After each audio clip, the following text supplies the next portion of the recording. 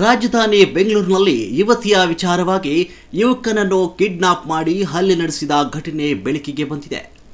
ಮೊಹಮ್ಮದ್ ರಫೀಕ್ ಎಂಬ ಯುವಕನನ್ನು ಅಪಹರಿಸಿ ಹಲ್ಲೆ ನಡೆಸಿದ ಆರೋಪದ ಮೇಲೆ ಅಪಾನ್ ಶಾಹಿದ್, ಅರ್ಫಾತ್ ಮೊಹಸಿನ್ ಹಾಗೂ ಅಲಿರನ್ನು ಬಾಗ್ಲೂರು ಪೊಲೀಸರು ಬಂಧಿಸಿದ್ದಾರೆ. 5 ಜನ ಆರೋಪಿತರು, ಅಂದ್ರೆ ಒಟ್ಟು 6 ಜನ ಆಗ್ತಾರೆ. ಸೊ ಅಷ್ಟು ಜನರು ಕೂಡ ನಾವು ಅರೆಸ್ಟ್ ಮಾಡಿದ್ದೀವಿ.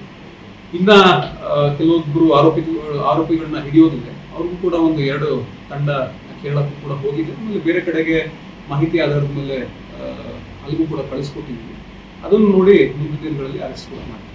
ಘಟನೆ ಬಾಗಲೂರು ವ್ಯಾಪ್ತಿಯಲ್ಲಿ ನಡೆದಿದ್ದು, ಆರೋಪಿಗಳು ಮರ್ಸಿಡಸ್ ಬೆಂಚ್ ಕಾರ್ನಲ್ಲಿ ಬಂದು ರಫೀಕ್ನನ್ನು ಕಿಡ್ನಾಪ್ ಮಾಡಿ ಹಲ್ಲೆ ಮಾಡಿದ್ದಾರೆ ಎನ್ನಲಾಗಿದೆ. 5 ಜನ ಆರೋಪಿತರು, ಅಂದ್ರೆ ಒಟ್ಟು 6 ಜನ ಆಗ್ತಾರೆ. ಸೊ ಅಷ್ಟು ಜನರು ಕೂಡ ನಾವು ಅರೆಸ್ಟ್ ಮಾಡಿದ್ದೀವಿ. ಇನ್ನ ಕೆಲವೊಬ್ಬರು ಆರೋಪಿಗಳನ್ನ ಹಿಡಿಯೋದಿದೆ. ಅವ್ರಿಗೂ ಕೂಡ ಒಂದು 2 ತಂಡ ಕೇರಳಕ್ಕೂ ಕೂಡ ಹೋಗಿದೆ. ಆಮೇಲೆ ಬೇರೆ ಕಡೆಗೆ ಮಾಹಿತಿ ಆಧಾರದ ಮೇಲೆ ಅಲ್ಲಿಗೂ ಕೂಡ ಕಳಿಸ್ಕೊಟ್ಟಿದ್ದೀವಿ. ಅದನ್ನು ನೋಡಿ ಮುಂದಿನ ದಿನಗಳಲ್ಲಿ ಅರೆಸ್ಟ್ ಕೂಡ ಮಾಡ್ತೀವಿ.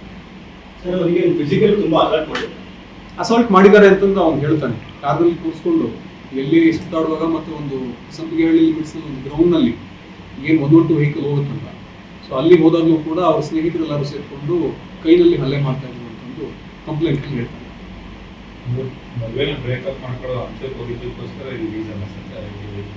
ಅಂತ ಮೇಲ್ನೋಟಕ್ಕೆ ಕಂಡು ಬಂದಿದೆ.